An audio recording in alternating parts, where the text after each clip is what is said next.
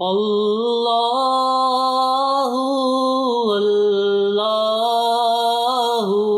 اللہ اللہ۔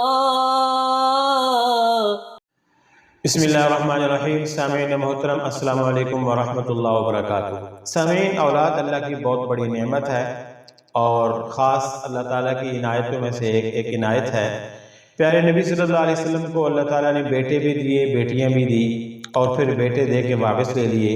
بیٹیاں آپ صلی اللہ علیہ وسلم کی دنیا میں کافی عرصے تک زندہ رہیں، ان کی شادیاں ہوئیں، پھر اللہ نے انہی کے ذریعے سے آپ صلی اللہ علیہ وسلم کو مزید اولاد بھی عطا فرمائی۔ اولاد اللہ کی بہت بڑی نعمت ہے اور ارشاد ربانی ہے کہ اللہ تعالیٰ کی ذات جس کو چاہتا ہے اللہ بیٹے دیتا ہے، بیٹیاں دیتا ہے، چاہے تو اللہ تعالیٰ دونوں دیتا ہے، چاہے تو اللہ تعالیٰ دونوں نہیں دیتا۔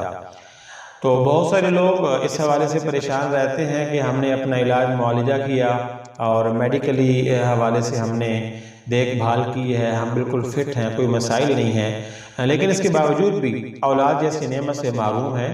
تو ان کے لیے چونکہ نیا مہینہ، نیا چاند شروع ہونے والا ہے، ایک دن دو دن کے فاصلے پہ ہے، ذوالقعدہ کا چاند نکلنے کو ہے، تو نئے چاند کے ساتھ، نئے مہینے کے ساتھ بالکل شروع میں انتہائی پاورفل، انتہائی خاص ایک روحانی وظیفہ ہے ان لوگوں کے لیے جو اولاد جیسی مبارک نعمت سے محروم ہیں اور وہ یہ چاہتے ہیں کہ اللہ تعالیٰ ان کی گود میں چاند جیسے بچے بچیاں اللہ تعالیٰ ان کو عطا فرمائے۔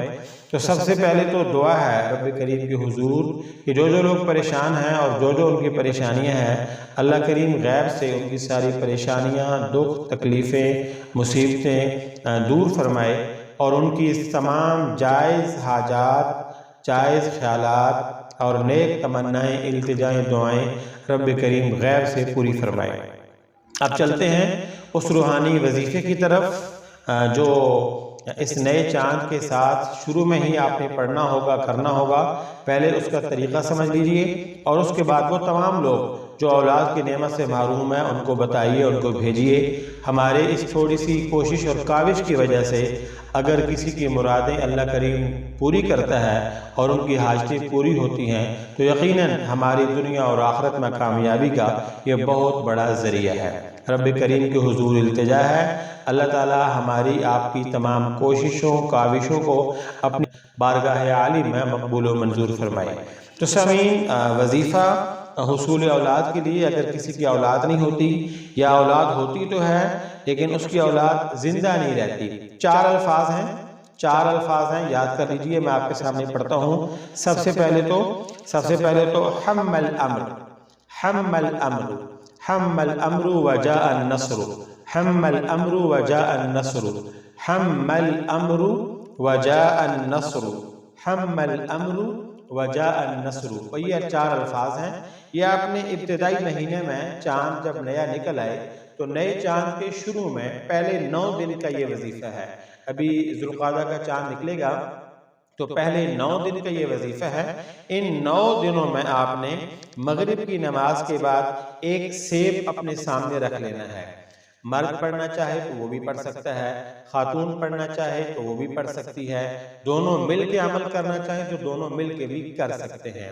غرض ہے کہ ایک سیب اپنے سامنے رکھیں اور 9 مرتبہ یہ والا وظیفہ، یہ والا عمل وہ پڑھیں، اور پڑھنے سے پہلے 11 بار درود پاک، نماز والا درود شریف، درود ابراہیمی شروع میں پڑھ لیں اور 11 دفعہ درود ابراہیمی آخر میں پڑھ لیں۔ بیچ میں 9 دفعہ یہ وظیفہ ہے حم الامر وجاء النصر، یہ 9 مرتبہ پڑھنا ہے مغرب کی نماز کے بعد، اور ایک سیب کا دانہ سامنے رکھنا ہے اور 9 مرتبہ پڑھنے کے بعد 11 بار اخیر میں درود شریف پڑھنا ہے۔ اس کے بعد اس سیب کے دانے کو دم کر لیں اور یہ آدھا سیب میاں کھا لیں، آدھا سیب بیوی کھا لیں۔ 9 دنوں میں 9 سیب کھائے جائیں گے، 9 دن کا یہ عمل ہے۔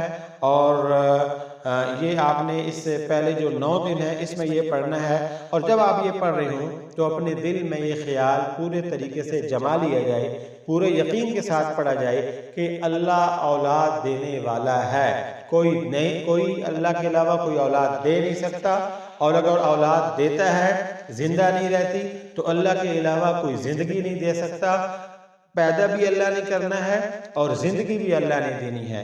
9 دن کا یہ عمل ہے، 9 دن کے اندر یہ عمل کریں، خود بھی کریں اور جو ضرورت مند ہیں ان تک یہ عمل پہنچائیں۔ ہماری طرف سے اس روحانی وظیفے کی آپ تمام احباب کو اجازت ہے، خاص طور پہ جو لوگ ضرورت مند ہیں، جو مسائل کے شکار ہیں اور اولاد کے حصول کے لیے بہت کوششیں محنت کر چکے ہیں، اس مبارک مہینے میں اس مبارک عمل کو کر کے دیکھیے۔